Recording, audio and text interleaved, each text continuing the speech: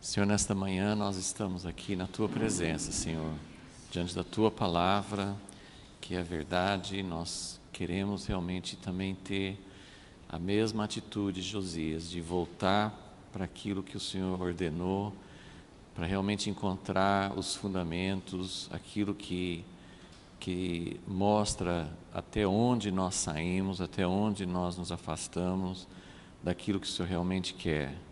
Esse é o nosso desejo. Estamos aqui na Tua presença, desejando, ó Deus, que o Senhor fale conosco, que a Tua presença venha, ó Deus, não só para podermos entender ou enxergar alguma coisa a mais, mas também para aplicar isso à nossa vida e à Tua igreja nos dias de hoje. Nós pedimos, ó Deus, a Tua ajuda, porque precisamos de Ti, em nome de Jesus. Amém. Ok, então nós estamos prontos para dar mais um passo. Na verdade, esse é o último passo, né, nessa sequência da vida de Josias. Então vamos abrir em 2 Reis 23, depois nós vamos para Crônicas.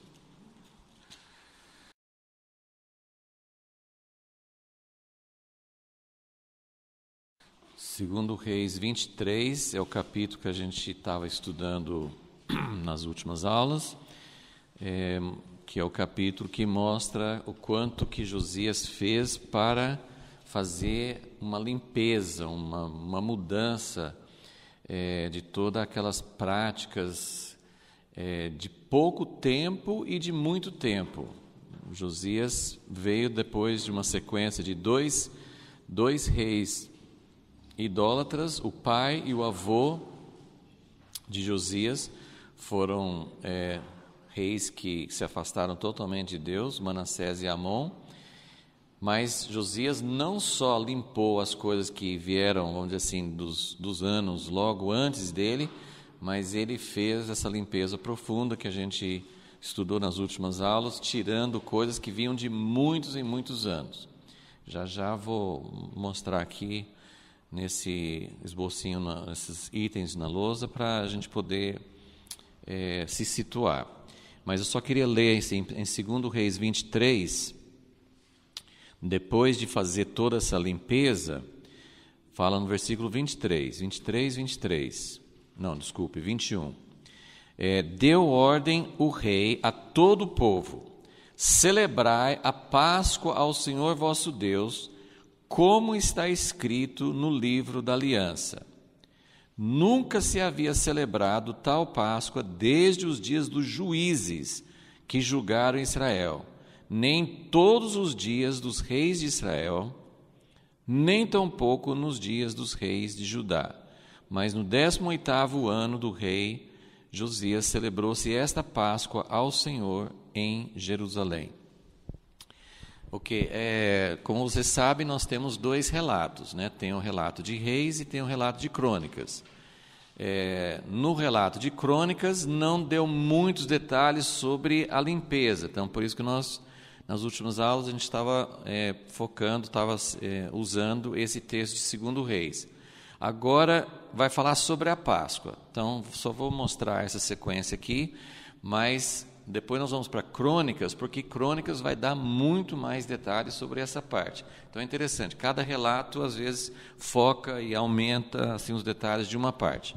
Mas vamos recapitular o que tem acontecido na vida de Josias, só para a gente poder situar. Agora sim, ele vai celebrar a Páscoa, vamos entender o que vem acontecendo. Isso aqui, na verdade, é o ponto, vai chegar assim nesse ponto máximo de tudo que vem acontecendo há bastante tempo, mas principalmente nesse ano aqui, 18, o 18º ano do reinado dele. Então, lembrando, Josias se tornou rei com 8 anos de idade. Depois de algum tempo, 8 anos é muito criança, mas depois de alguns anos, em Crônicas fala que ele começou a buscar o Senhor. Então, tudo começa com uma atitude de coração.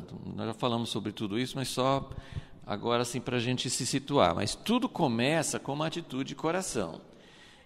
Se você pode começar a pegar as coisas da Bíblia, ou você pode aprender de outras pessoas, como é que faz, como é que deve ser feito, se não partir de uma atitude de coração, buscando ao Senhor, só vai fazer exteriormente, só vai fazer a letra, não vai realmente ter uma coisa interior, uma coisa fundamental dentro do coração.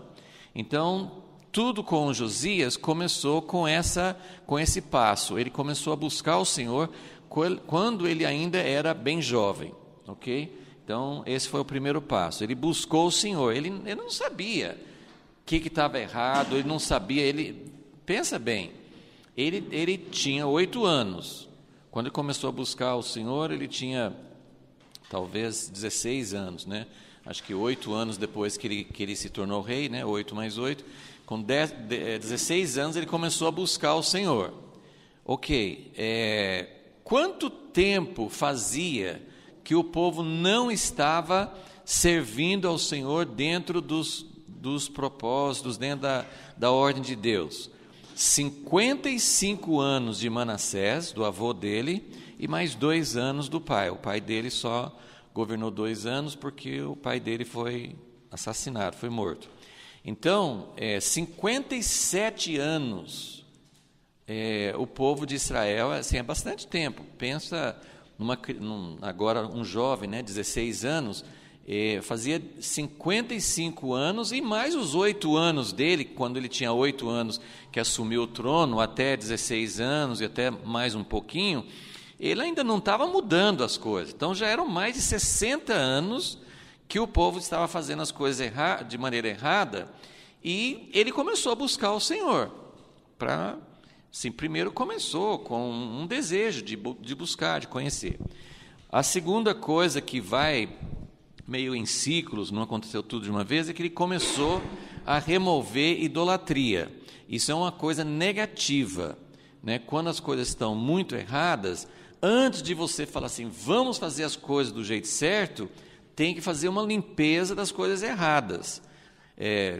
Qualquer pessoa que tem uma noção de construção, se você pega uma casa bem velha e quer fazer dessa casa uma casa boa, o que você tem que fazer primeiro? Assim, você está com uma casa toda detonada e vamos pintar a casa. Muita gente faz isso, né? Vamos pintar a casa, vamos colocar assim, vamos só fazer o toque final. Não, a casa está cheia de problemas estruturais, está com trincas, o telhado está errado, na verdade os alicerces estão comprometidos. Então, o que tem que fazer? Você tem que praticamente, depende da situação da casa, às vezes você tem que praticamente derrubar tudo para depois começar a construir. Se você começar a construir, ou dar um acabamento, ou construir em cima de uma coisa ruim, então você vai ter muitos problemas na frente. Então, muitas vezes, a reforma, a restauração, você começar a fazer as coisas do jeito que Deus quer, começa com uma coisa negativa, né? E até assim, lembrando de um profeta dessa época. Quem que era o grande profeta desse período de Josias para frente? Jeremias, né? O grande profeta do tempo de Ezequias foi Isaías. O grande profeta do tempo de Josias foi Jeremias. E quando Deus chamou Jeremias, ele falou assim, olha, eu estou chamando você para derrubar.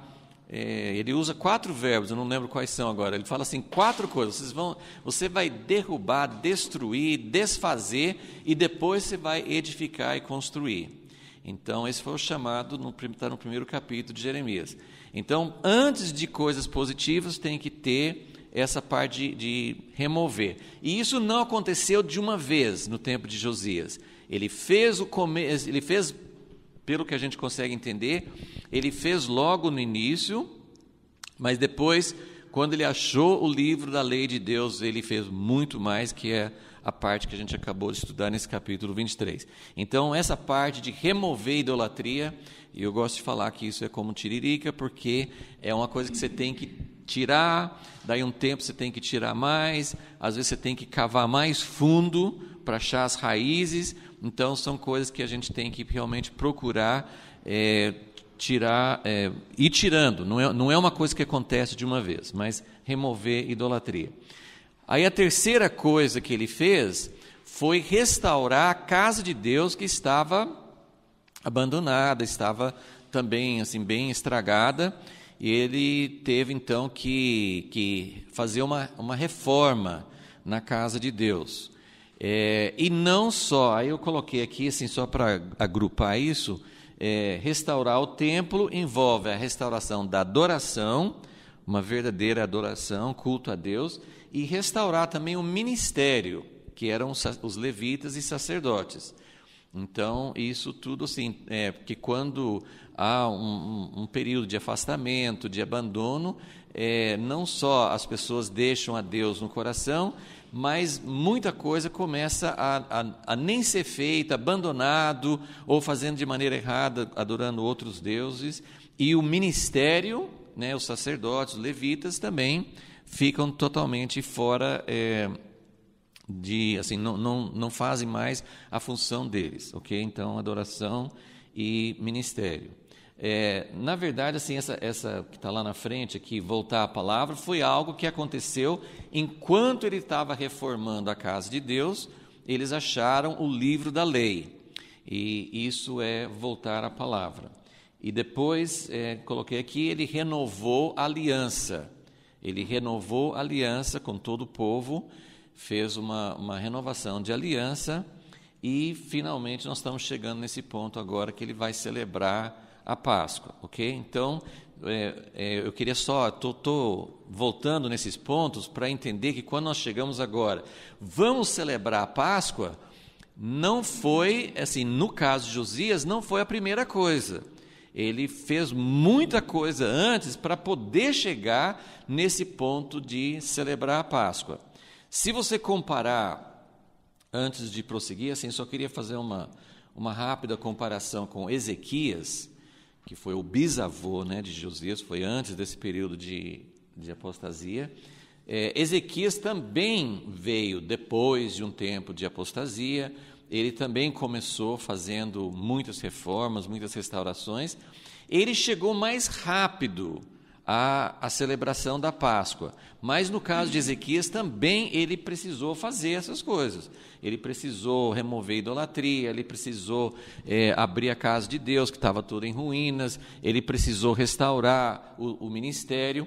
Uma coisa que não aparece no relato e provavelmente na experiência de Ezequias foi essa volta à palavra. Eu queria só chamar a atenção para isso, porque a igreja, a nossa ideia sempre é aplicar, fazer paralelos com a igreja, com o nosso tempo. Esses períodos que nós estamos vendo no tempo de Israel aconteceram e acontecem na história da igreja. Se você fosse fazer um gráfico, seria um monte de altos e baixos, né? Então, a história da igreja, como a história do povo de Israel, foi assim, né? Tinha momentos que eles estavam muito próximos de Deus, e a gente chama isso na igreja de avivamento, geralmente, né? Houve um avivamento. Então, são períodos em que as pessoas que estavam mornas, afastadas, foram restauradas de tal forma assim que a presença de Deus ficou muito forte e eles começaram a fazer aquilo que Deus queria.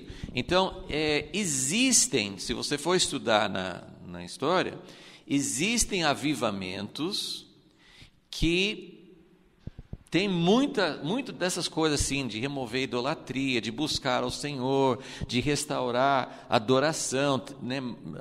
Um avivamento que não resulte nas pessoas que estão nem ligando para Deus, nem assim, um estado de frieza. Um avivamento quando as pessoas se voltam para Deus e algo diferente acontece. E aí, muitas vezes acontece, Deus começa a fazer coisas que normalmente não acontecem, como curas, como muitas pessoas se convertendo. Então, esse tempo de voltar ao Senhor pode vir ou não, isso na história da igreja aconteceu isso, com uma ênfase grande na palavra.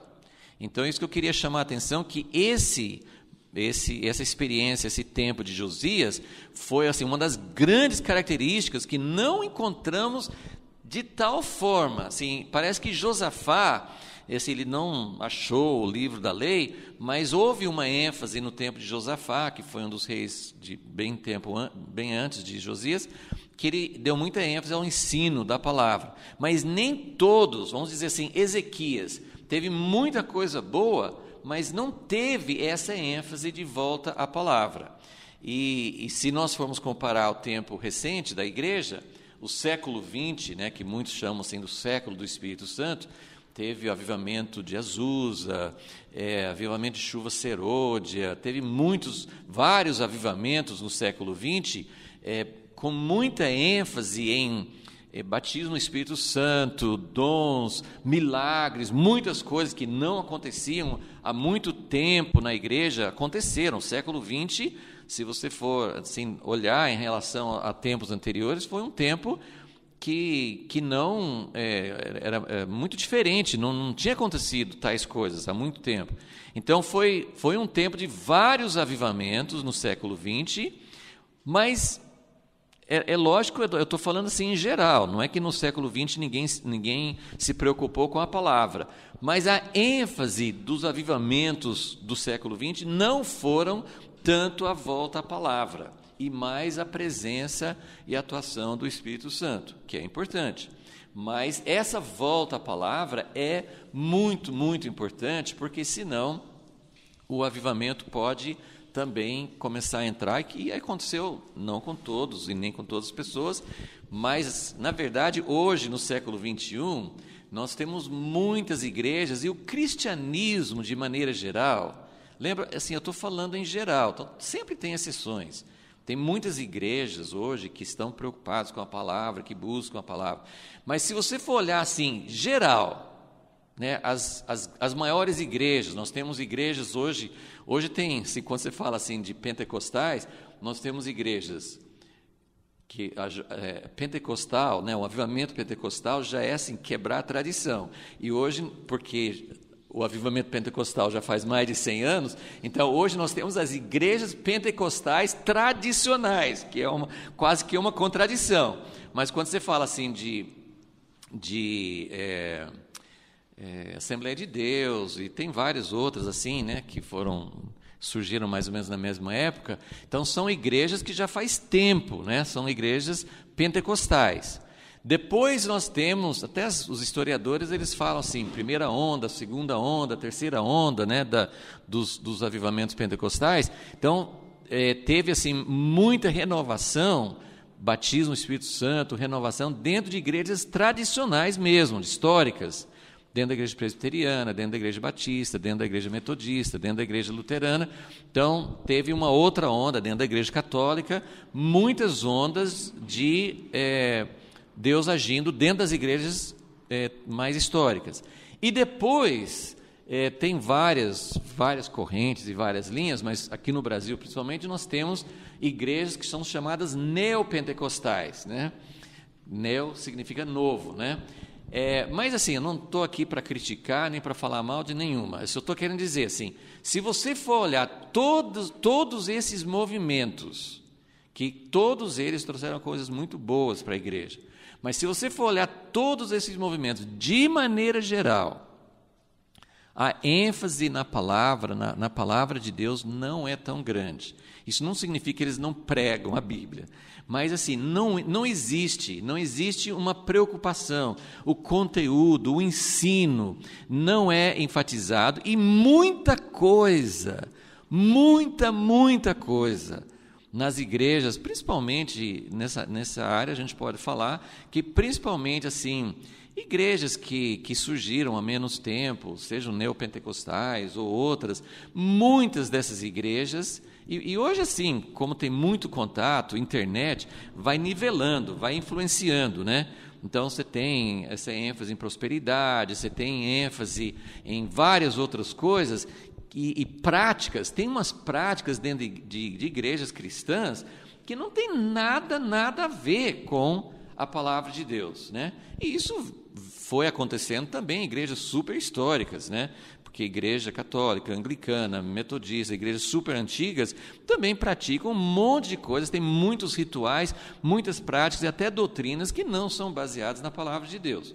Então, o que eu estou querendo dizer? Assim, esse mover que aconteceu com Josias foi caracterizado por uma volta à palavra.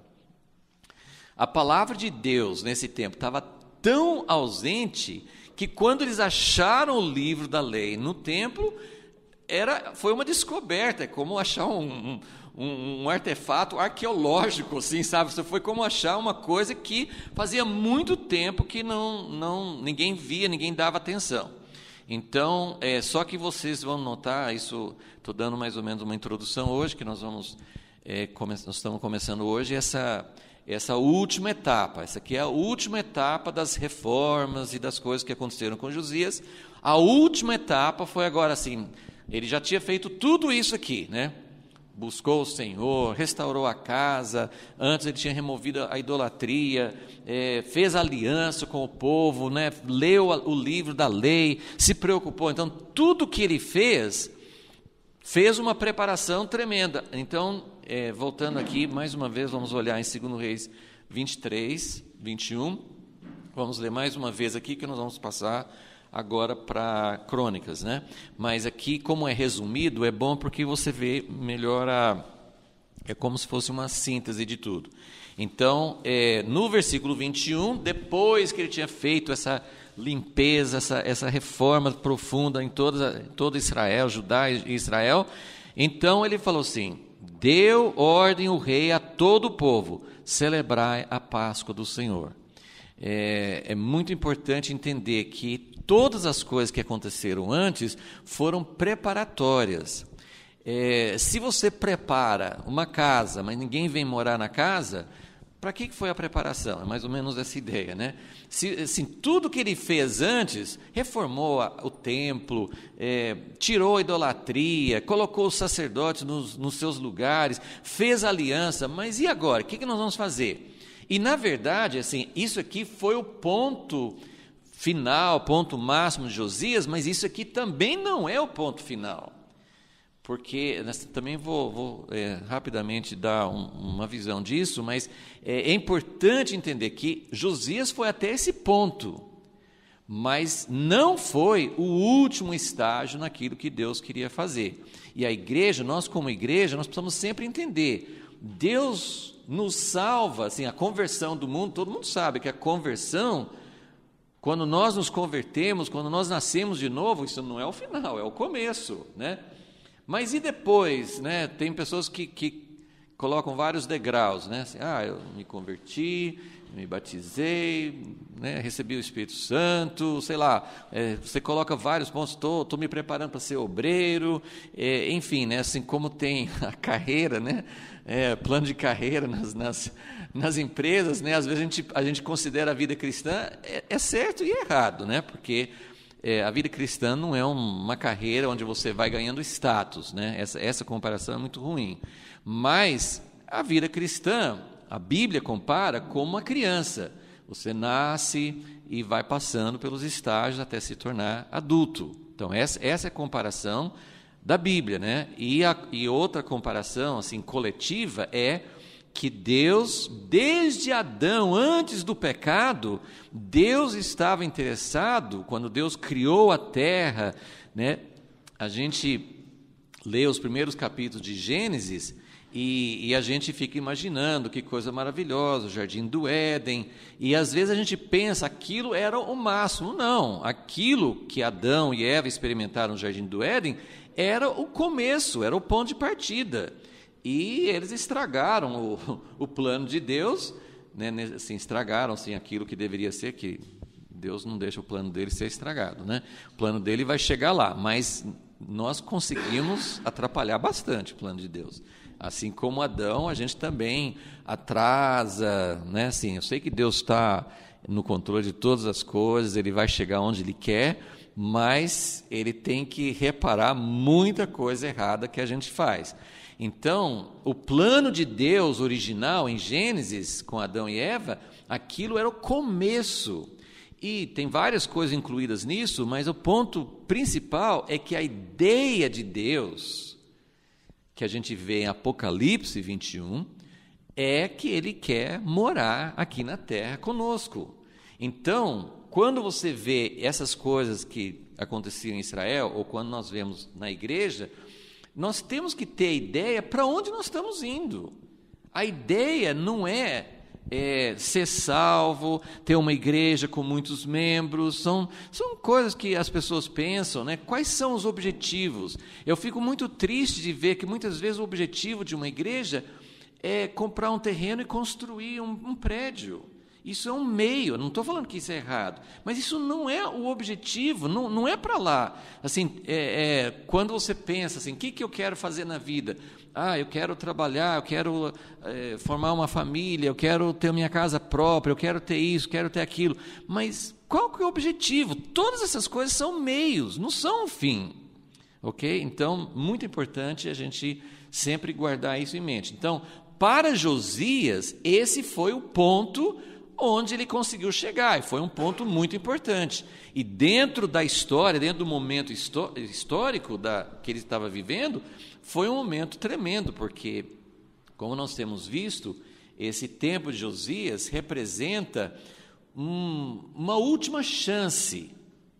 Lembra, quando o avô de Josias, Manassés, quando ele fez tudo o que ele fez contra Deus, Deus deu uma palavra para ele, falou assim, olha, acabou, sentença feita, não tem mais retorno, vocês, né, assim, né, o pai e mãe às vezes falam assim, se você fizer isso, você vai ganhar um castigo.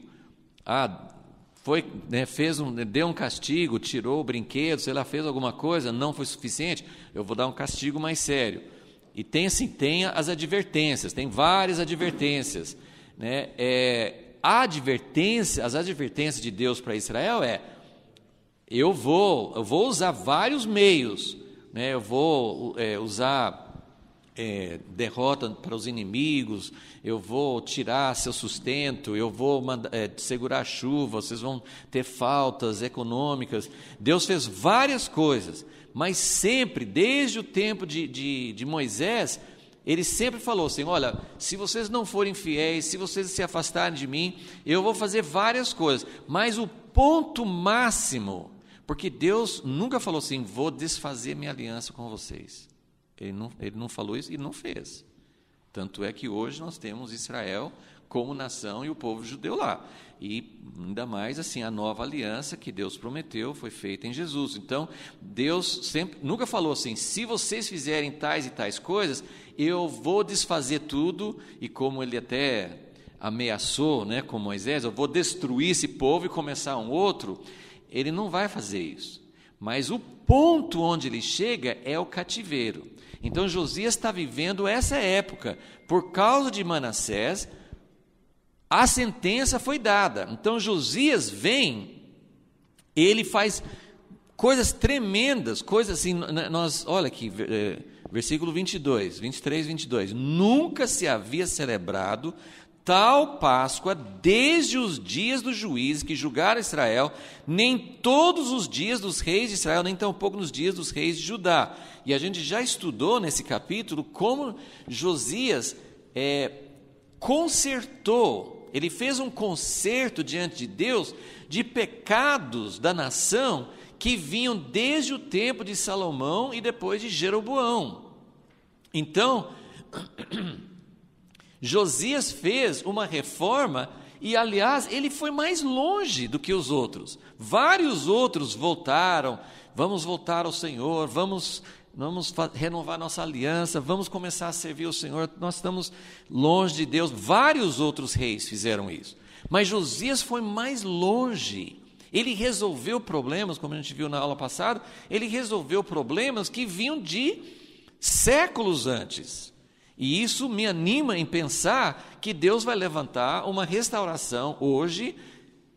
Eu falo hoje porque eu creio que vai acontecer na nossa geração, né? E eu quero fazer parte dessa geração que vai ver assim, o Senhor restaurar coisas que estão erradas na igreja desde os primeiros séculos da igreja, né? Desde lá atrás.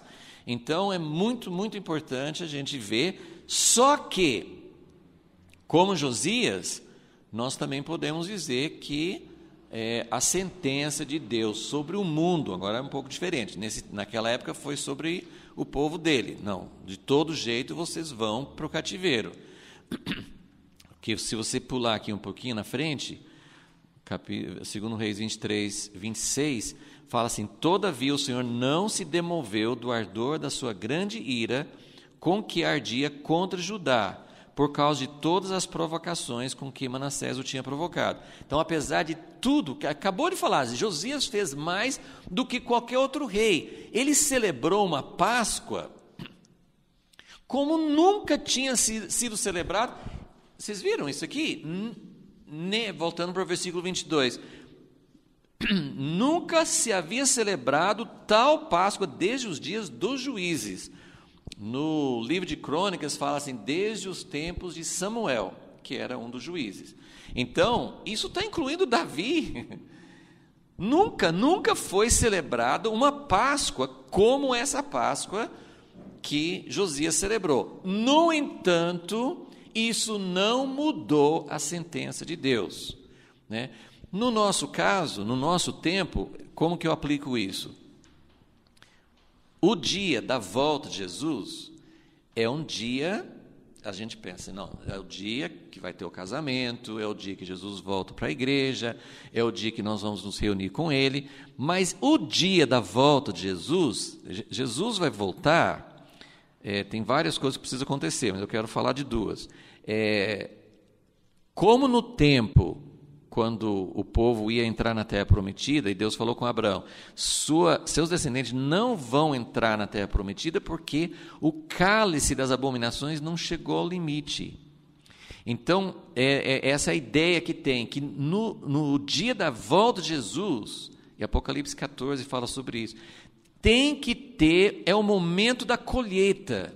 A colheita, todo mundo sabe, assim, em termos agrícolas, você não pode falar assim, hoje é um dia legal, quero fazer colheita, mas se a fruta, seja frutas, ou seja grãos, ou seja o que for que vai colher, você não pode, né? Vamos colher o milho, mas o milho não está formado na espiga ainda, então você não vai colher, né? A fruta, laranja, sei lá, tá pequenininho, você não vai colher. Então, a colheita vem. A volta de Jesus é chamada de colheita. A colheita tem dois aspectos, isso tudo está em Apocalipse 14, tem dois aspectos da colheita quando Jesus voltar. Um é a colheita positiva, que ele fala de um avivamento, fala de um derramamento do Espírito, fala de algo que vai alcançar gente como nunca antes. Como nunca antes. Nós já vimos várias coisas, no século XX, Deus foi alcançando vários países, tem havido grandes números na África, na China comunista, né, onde não tem liberdade, muita gente, falam em mais de 100 milhões de cristãos na China, né, que tornaria lá a maior igreja do mundo, né? Não uma igreja, estou falando no país, né? Então vai ter uma colheita maior ainda, vai ter algo que vai alcançar o mundo inteiro, mas tem uma colheita negativa, que é o juízo sobre o mundo que chegou ao ponto de rebeldia, de chegar assim a praticar as coisas que Deus abomina, de tal forma que Deus precisa voltar para trazer as duas coisas, as duas colheitas. Então, no tempo de Josias, aplicando para nós, essa colheita negativa está chegando ao ponto. Então, eu não sei, isso eu não sei dizer, assim, Deus já deu essa sentença, como Ele deu no tempo de Manassés, eu não sei.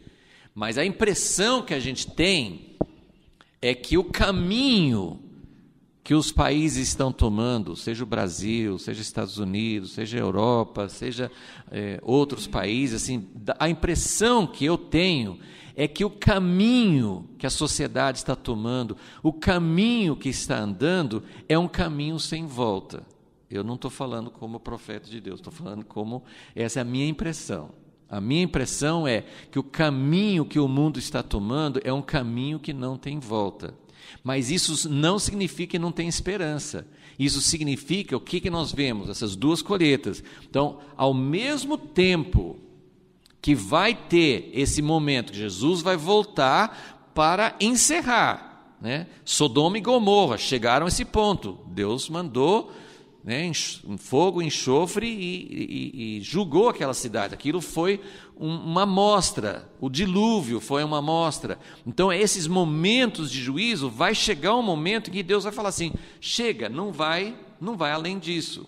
Mas, ao mesmo tempo, Deus está trabalhando com a igreja, Deus está trabalhando com o seu povo. E o desejo de Deus, obviamente, não é destruir. O desejo de Deus é que alcance muita gente. Tem muita gente. A igreja tem muitas igrejas têm essa visão de missões, de evangelismo, mas eu sinto que a gente precisa ter uma visão muito mais ampla, porque em todas as épocas a igreja trabalhou com evangelismo dentro de certos moldes, dentro das limitações que as pessoas tinham. Mas Deus vai fazer algo que vai sair fora da caixa, que vai sair fora dos moldes que a gente pensa. Ele tem muita gente que não se encaixa em igreja, que não se encaixa em movimentos, mas que ama a Deus e que deseja, que tem sede. E Deus está preocupado com essas pessoas. Isso, por exemplo, pensando no Brasil, tem muita gente nos Estados Unidos, a tendência das estatísticas é muito clara, que as pessoas estão querendo menos e menos igreja, né? As novas gerações não querem saber de igreja. Então você tem essa tendência assim, de alguma coisa diferente, que não se enquadra dentro daquilo que nós conhecemos até hoje, mas que Deus vai alcançar essas pessoas, Deus vai manifestar a sua salvação, Ele vai alcançar essas pessoas. Eu não sei como, mas eu creio que Deus vai alcançar de uma forma que nós não imaginamos. E muita gente que não se enquadra, que não está dentro daquilo que nós pensamos, vai entrar no reino de Deus, né? Uma das parábolas que Jesus contou foi assim, da rede, né, que trouxe muitos peixes. Tempo de colheita também, aquela do joio do trigo, também fala de colheita. Então você vê essa ideia assim, de que é muito misturado, joio e trigo está tão misturado que Jesus falou assim, não dá para tirar agora, mas vai chegar o momento da colheita, ele vai colher os dois, ele vai colher o trigo e ele vai colher o joio. Então são várias figuras. Eu estou tentando assim, pintar para vocês um quadro para a gente poder encaixar esse tempo, né? esse momento de Josias no tempo nosso, que a ideia é, não vai reverter o juízo, não vai reverter, mas pode adiar. Por exemplo, Deus falou quando Josias mandou, né, consultar a profetisa, ela falou assim, pode ficar sossegado que não vai acontecer no seu tempo. Então a reforma de Josias comprou um tempo a mais, né? Ganhou um tempo a mais para alcançar muitas pessoas, né? Então, essa é a ideia, ok?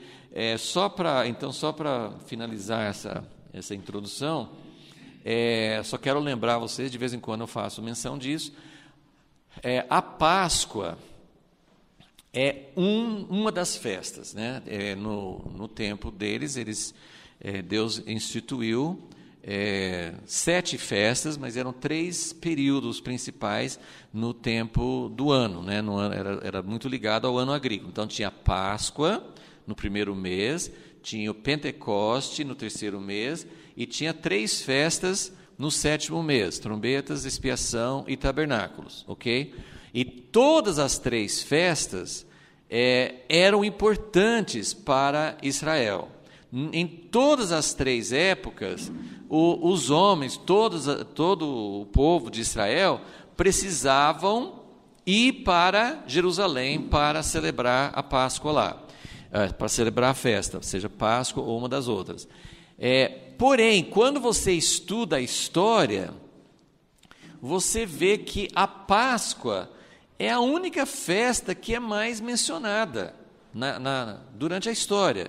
Você não vê praticamente eles falando sobre celebrar a festa de Pentecostes, celebrar a festa de Tabernáculos. Vai aparecer um pouco mais no tempo de Esdras e Neemias, que eles celebraram a festa de Tabernáculos.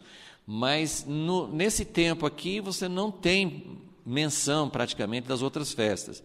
E isso mostra, isso que é uma das coisas que eu estou querendo mostrar, que mesmo a Páscoa não é o ponto final, né? Porque essas 3 festas representam momentos diferentes e cumprimentos diferentes no plano de Deus para o seu povo.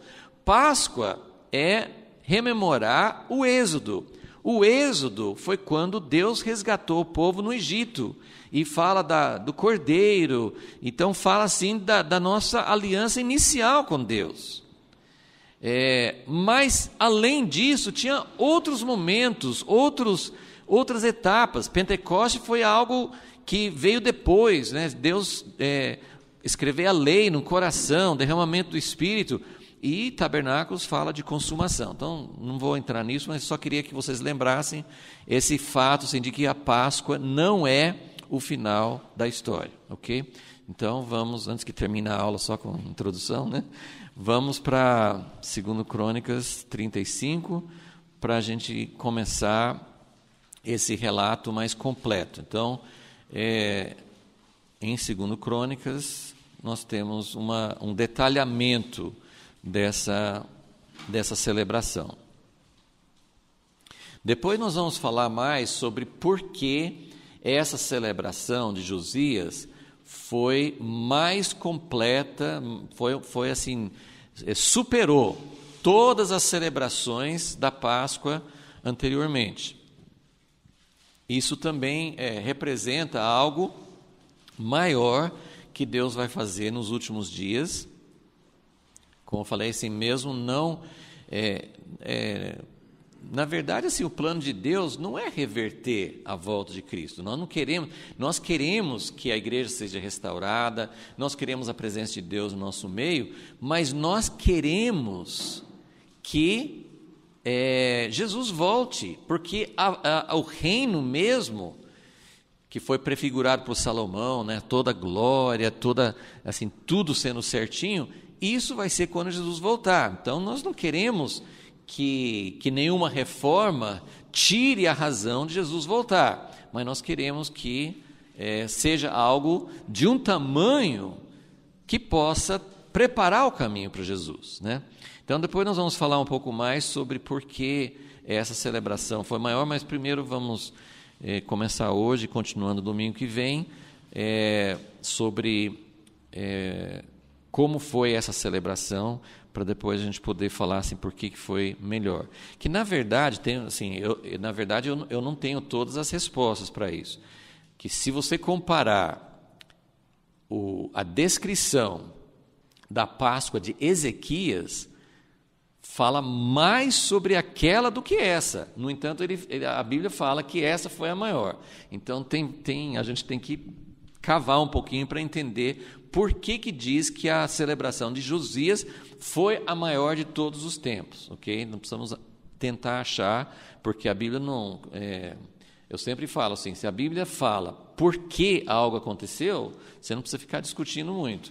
Agora, se a Bíblia só faz uma afirmação, essa foi a maior Páscoa de todos os tempos, então eu não estou discutindo, Deus. O Senhor falou que foi maior, foi maior. Mas eu vou querer saber. Só que qualquer resposta minha ou de qualquer outra pesquisa, comentário, qualquer outra coisa, vai ser uma opinião, porque a Bíblia não disse por que foi maior. A Bíblia só diz que foi maior. Eu tento sempre passar para vocês esse equilíbrio. Isso não significa que a gente não deve buscar. Eu posso fazer a pergunta, por que foi maior? Eu posso fazer a pergunta. Eu devo estudar. Eu devo procurar entender. Talvez essa passagem não fale, mas outra fale. Mas se eu não achar nenhum lugar na Bíblia que fale com definição, com autoridade, foi por isso, tudo que eu achar vai ser uma opinião. Vale a pena a gente estudar, vale a pena pensar, mas eu não posso afirmar, assim, eu não posso colocar como resposta final. Ok, vamos lá. Então, só lembrando, eu não vou voltar a ler, mas no final do capítulo 34, 2 Crônicas 34, termina fazendo essa aliança. Renovou a aliança. Então, ele achou o livro da lei, ele procurou saber quais eram as implicações do livro da lei, ele procurou fazer uma reforma mais completa possível para tirar tudo que não fazia parte da vontade de Deus.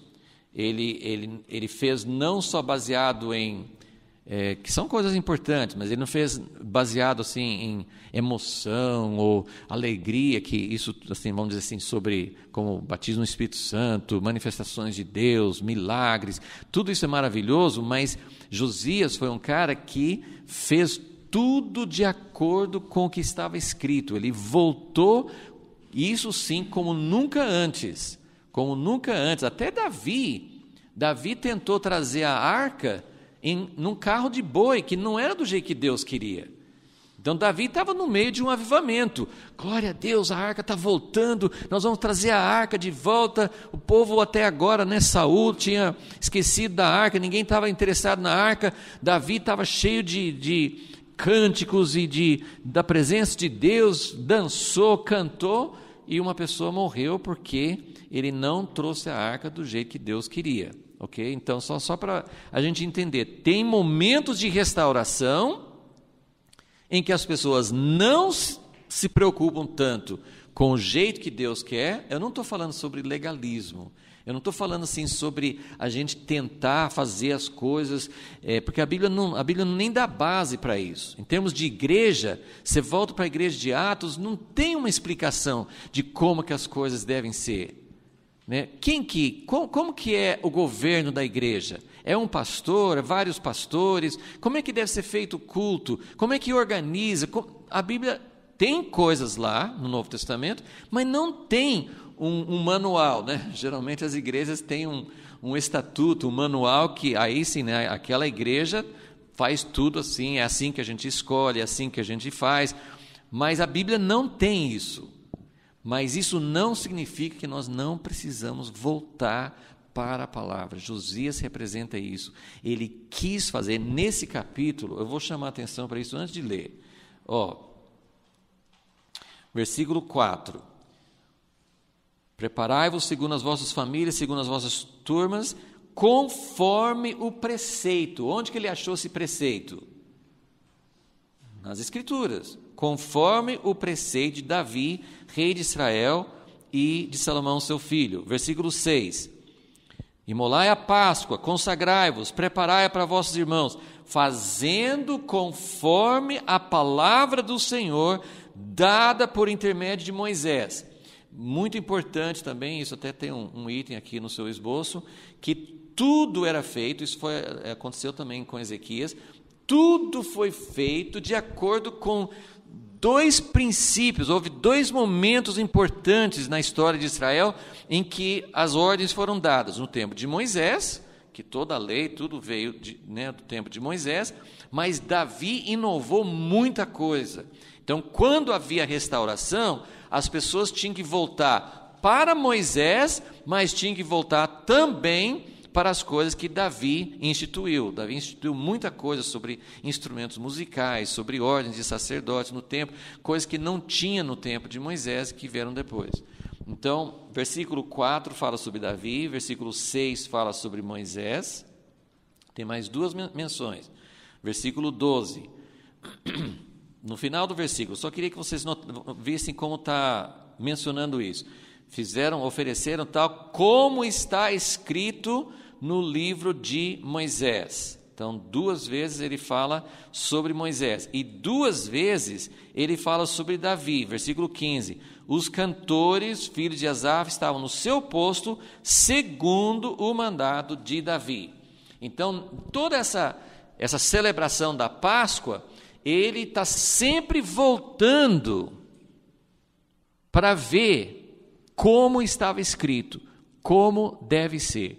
Então, isso é uma característica especial dessa restauração de Josias, e eu creio que é algo que Deus está fazendo, só um parênteses muito rápido para a gente aplicar para hoje, eu já falei assim, a Bíblia não precisa ser encontrada porque deve ter umas 10 Bíblias na casa de cada um aqui, né? A minha tem muito mais, né? Porque tem versões em inglês, tem comentários, tem assim. Então, eu acho que a Bíblia não está escondida embaixo dos escombros, né? Nas igrejas, no mundo ocidental, nós temos a Bíblia. Hoje, na verdade, você nem precisa mais de Bíblia em papel, né? Está no celular, né? Está no eletrônico. Então, você tem em todos os meios possíveis, você encontra a Bíblia. Mas o sentido real, quando ele falar, eles acharam fisicamente, né? Acharam o rolo da lei, que estava esquecido. Mas, para nós, voltar à palavra, tem muita coisa que está esquecida. Muita coisa que está surgindo de maneira nova. E uma das coisas que está acontecendo na nossa geração, uma das últimas coisas que eu tenho acompanhado, né, porque eu fui criado com restauração, né? Quando eu era pequenininho, meu pai estava falando sobre restauração. Então, restauração, voltar, está tudo errado, tem que voltar para a Bíblia, isso eu estou escutando, né, há mais de meio século. Né? Então, mas uma coisa que está acontecendo hoje, que meu pai também apontava, ele falou assim, olha, quando Deus começar a trazer os judeus de volta, eles têm uma compreensão do Velho Testamento que nós, como gentios, não temos. E a gente está vendo isso acontecer. A gente está vendo, isso está acontecendo diante dos nossos olhos. A gente está vendo, assim, muitas coisas, mesmo todo esse processo que eu estou há tantos anos, eu tenho visto muitas coisas nos últimos anos sendo abertas de maneira nova no Velho Testamento que a gente não via antes. E, aliás, fazendo também um parênteses, né? Um parênteses dentro do parênteses, nós estamos recebendo, no mês de julho, que está chegando, um desses judeus messiânicos. Ele é praticamente um dos pais do movimento messiânico, é um dos mais antigos que está vivo ainda, e ele chama Dan Juster. Ele vem agora em julho. Se você puder, organize suas férias, ou pense pelo menos no fim de semana. Seria muito, uma experiência muito inédita, assim. Inédita não, porque a gente tem tido outras, mas é uma oportunidade rara de ver alguém que tem estudado a palavra. Ele é um teólogo, ele tem escrito muitos livros e ele tem visto muitas coisas com a luz dos judeus messiânicos e tem trazido muitas coisas que a gente não via antes, né? Então, eu tenho pensado, essa é uma das maneiras, né, que nós estamos voltando hoje à lei de Deus, nós estamos redescobrindo coisas que não foram descobertas antes. Então, essa característica de Josias, né, você vê assim, toda a celebração da Páscoa, ele estava preocupado em como fazer do jeito que Deus queria. Deus permite que a igreja, muita coisa tenha acontecido, como eu já falei, nas igrejas históricas, antigas, muita coisa é feita totalmente fora do jeito que Deus queria. Mas Deus abençoou, Deus encontrou muita gente, sim, e continua encontrando até hoje. Tem pessoas maravilhosas dentro das igrejas mais antigas, mais tradicionais que você possa imaginar. Eu sempre acho muito ruim, eu vejo evangélicos falando mal de católicos, eu vejo evangélicos, cristãos, pentecostais falando mal de tradicionais. Tradicionais, há muito tempo, falam mal de pentecostais, né? Católicos falam mal assim, essas coisas, essa falta de compreensão de que Deus está agindo em cada lugar, tem feito muita divisão. E uma das coisas que nós vamos ver juntos é que a Páscoa reúne todo o povo de Deus. Por que a Páscoa é um ponto de união? Porque a Páscoa celebra o Cordeiro. O que nós temos em comum com todos os cristãos, seja que tipo for, seja tradicional, não tradicional, com igreja, sem igreja, o que nós temos em comum? O Cordeiro, que é Jesus, o sangue de Jesus, ele é o ponto de união. Por isso que essa Páscoa é tão importante. Chegou nesse ponto, fez toda essa limpeza, renovou a aliança. O que nós vamos fazer agora? Tem muita coisa para acontecer, mas o ponto inicial da restauração é a restauração da Páscoa, porque o que Deus fez no Egito? Deus fez uma intervenção, prestem bem atenção, Deus fez uma intervenção no tempo do Êxodo que Ele nunca mais fez. Deus nunca mais, a gente fica até querendo, assim, a gente tem milagres, tem dons do Espírito Santo, Deus já fez muitas coisas, mas no Egito, Deus fez coisas que Ele nunca fez em outra época da história. Ele fez o rei mais poderoso daquela época se curvar diante do poder manifesto. Deus manifestava. Sabe quando você quer assim, eu queria que no tempo de Hitler, que ele pudesse ter visto Deus, que ele pudesse ver como Deus estava contra tudo que ele estava fazendo. Estou falando de um caso extremo, mas coloca qualquer governante que está fazendo as coisas fora da vontade de Deus, desde governantes de países até governantes de pequenos, de uma empresa, de família, quantas tiranias, quanta opressão, quanta injustiça, quanta coisa é feita todos os dias. Você não queria que, de alguma maneira, Deus falasse, opa, para com isso, né? Quando a criançada está pintando e bordando, chega pai ou mãe assim, né? Pelo menos meu pai, né? Hoje eu não sei se é assim, mas quando meu pai aparecia, né? O ambiente mudava instantaneamente, né? Meu irmão gosta de contar uma história que a noite era para, imagina, 5 meninos, né? Tudo garotinhos, na hora de dormir, eu não sei onde que meus pais estavam, sim, mas eu sei que assim, ninguém estava a fim de dormir, então estava conversando, fazendo as coisas assim, e de repente, assim, na penumbra, com a porta aberta, acho que foi ele ou nós juntos, assim, a gente viu o roupão pendurado no meu pai, e naquela luz a gente pensou que meu pai estava lá olhando para nós, mas imagine assim, 5 meninos congelar, paralisar, assim, a gente ficou assim, totalmente assim, era uma mudança total, né? Todo mundo ficou diferente, né? Então, imagine Deus aparecendo na história e fazendo toda essa injustiça parar. Gente, não é sério. A gente queria... No Egito, Deus fez isso.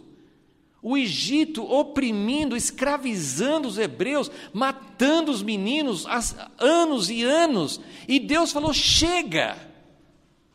Deixa meu povo ir. Tem um momento na história que isso vai acontecer de novo. A única vez que Deus vai repetir essa dose, mas em muito maior escala, é na volta de Jesus. Então, é isso que Deus está falando assim.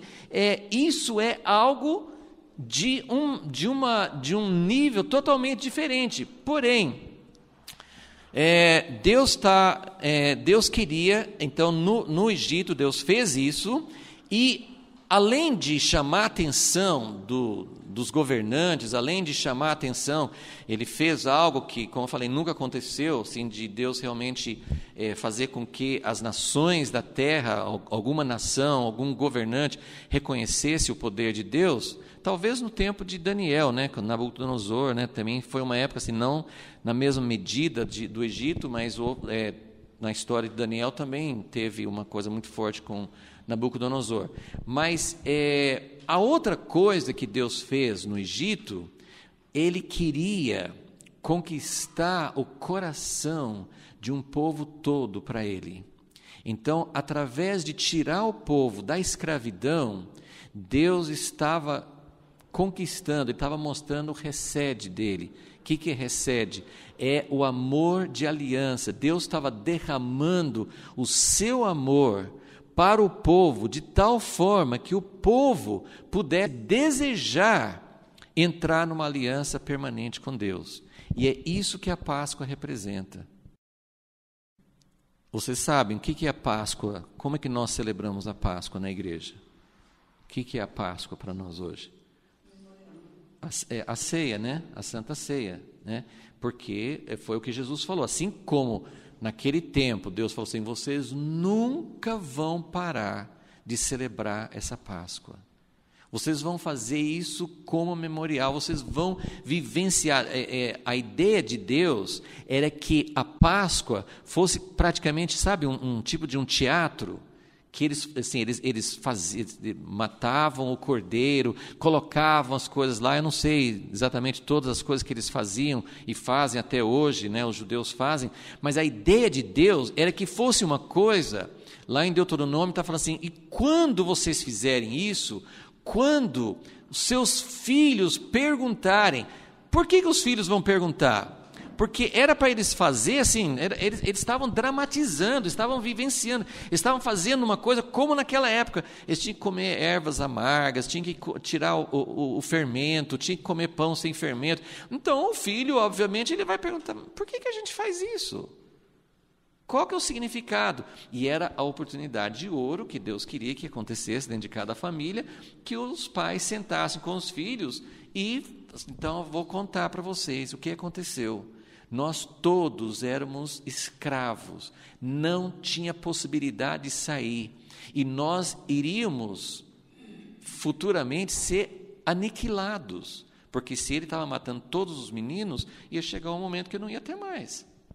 Então, nós estávamos destinados à destruição, a ser anulados como povo.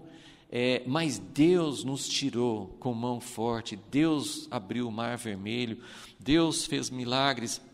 Então, esse momento da Páscoa era para celebrar isso. Todas, assim, a gente entende pela palavra que Deus, na aliança, Ele tem certas exigências. Ele quer que a gente seja santo, Ele quer que a gente viva para Ele, Ele quer que a gente se separe de outras coisas.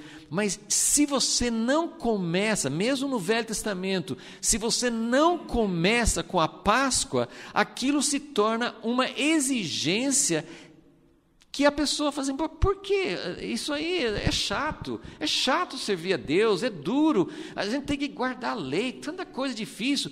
Por que tinha que voltar para a Páscoa? Porque a Páscoa é o momento que você celebra o amor de Deus, Deus fazendo algo que Ele nunca tinha feito para ninguém, Deus fazendo de uma forma extraordinária. E hoje nós temos a ceia do Senhor, que celebra o quê? O que a ceia do Senhor celebra? A morte, a cruz, que é, sem dúvida alguma, não foi uma coisa, por exemplo, o êxodo, Deus manifestando aquelas pragas e coisas acontecendo assim, muito visivelmente. Se você comparar isso com a cruz, mas a cruz foi Jesus morrendo, sendo morto numa cruz, num lugar assim, onde poucas pessoas estavam vendo. Não foi uma coisa tão assim, foi pública para eles, mas não foi uma coisa que foi evidenciado no mundo inteiro. Mas a cruz foi a manifestação de Deus, Deus se tornando homem, também uma coisa inédita, uma coisa que Ele nunca mais fez daquela forma e que Ele vai fazer assim. Jesus vai voltar como homem e como Deus, mas Ele nunca mais apareceu, Ele nunca mais demonstrou algo naquele nível. Então, a cruz também tem esse mesmo papel da Páscoa. E uma das coisas, que nosso tempo está acabando, então vou encerrando mais ou menos por aqui, mas uma das coisas que, só para também trazer esse contexto, assim como Josias fez muitas coisas antes para chegar na Páscoa, uma das coisas que eu aprendi com meu pai, mas com muitos outros homens de Deus, é que Deus quer restaurar a celebração da ceia de uma forma que a gente não conhece. Porque aqui ele diz que celebrou como nunca tinha sido celebrado. Claro que tinha sido celebrado antes, mas dessa forma não. Então é isso que a gente espera que aconteça nessa igreja, que Deus vai também trazer toda essa renovação e restauração, que não vai ser uma história diferente. A Páscoa foi celebrada de um jeito diferente, não é porque, gente, vamos inovar, todo mundo toma ceia desse jeito, vamos fazer de um jeito diferente. Não é questão de fazer de um jeito diferente. Eles celebraram a Páscoa, primeiro assim, eles voltaram para celebrar do jeito que Deus queria, isso é importante, mas algo aconteceu de uma forma diferente. Como eu falei assim, eu não tenho todas as respostas, mas pelo menos do tempo do reino dividido, foi a primeira vez que a Páscoa foi celebrada sem aqueles bezerros de ouro que Jeroboão instituiu. A divisão, uma parte eu tinha ido para o cativeiro, mas a divisão das 12 tribos não existia mais.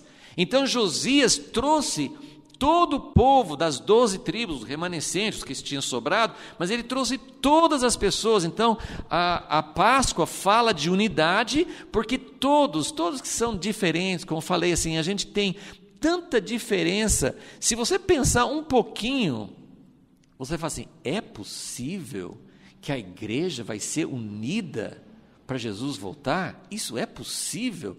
Não, gente, não vamos sonhar com uma... Deus é Deus, Ele pode fazer o que Ele quiser, mas não vai acontecer isso.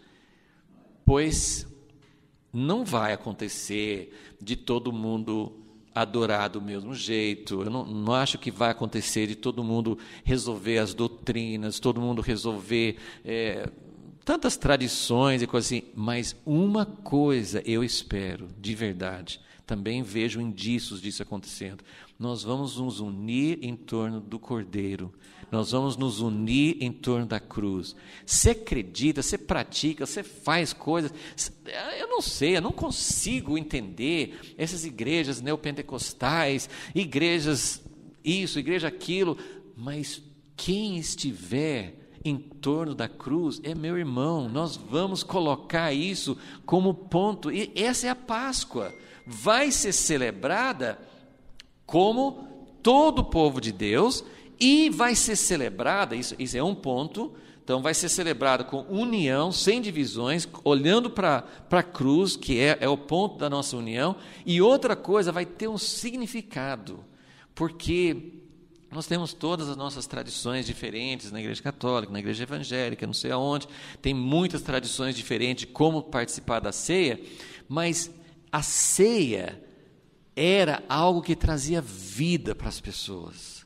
Então, era uma cerimônia, não é uma coisa... Tem até na história da igreja grupos que falam assim, gente, não precisa mais celebrar pão e vinho, não, a gente faz tudo espiritualmente. Então tem gente que nem celebra, assim, tudo no espírito. Não, precisa ser celebrado, precisa, como eu falei assim, alguma coisa precisa acontecer de mais real, para que aquilo que está representando, como a Páscoa, eles tinham que perguntar, mas o que significa isso? Eles tinham que saber que a Páscoa significava a redenção, significava Deus descer do céu e tirar um povo da escravidão. Era uma intervenção na história. E por mais que a gente escute sobre a cruz, nós não entendemos o pleno significado da cruz. Então, a restauração envolve isso, envolve a cruz de Cristo tendo um significado muito real para nós, e a ceia sendo compartilhada, sendo celebrada de uma forma que vai mudar a nossa vida. Amém, irmãos? Então, são coisas que a gente espera. Eu vejo esse tempo de Josias como um tempo escuro, um tempo que eles ficavam pensando, quem estivesse ouvindo a voz de Deus podia pensar, puxa, mas Deus falou que não tem mais jeito, nós vamos para o cativeiro, Deus deu a sentença, e nós podemos, como eu falei assim, a gente olha para o mundo, a gente não deve parar de orar, a gente não deve parar de clamar a Deus. Eu sempre falo isso, pelo Brasil, nós vivemos aqui, então nós devemos clamar para que Deus nos dê um tempo também, que Deus faça alguma coisa. A nossa oração é essa, mas eu não espero que o país se torne um país cristão. Eu não espero que a educação comece a refletir os princípios da palavra de Deus. Eu não espero isso. Todo lugar, eu espero que vocês consigam entender. Eu não estou dizendo assim, não devemos lutar, a gente não deve orar pela política, orar pela educação dos nossos filhos e netos. Eu não estou dizendo isso, mas eu não espero algo que vá mudar a direção, o curso do mundo como está.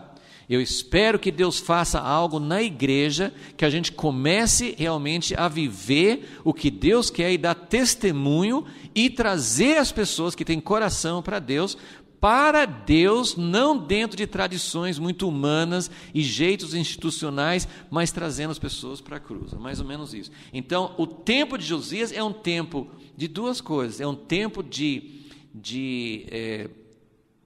ver essas nuvens escuras, de ver que Deus realmente vai executar seu juízo, mas é um tempo de muita esperança, porque Deus vai levantar uma igreja viva, vai restaurar essas coisas, a Páscoa vai ser celebrada como nunca antes na história, essas marcas antigas de divisão, de coisas que nos desviaram dos propósitos de Deus, Deus vai arrancar. É por isso que a gente tem essa esperança.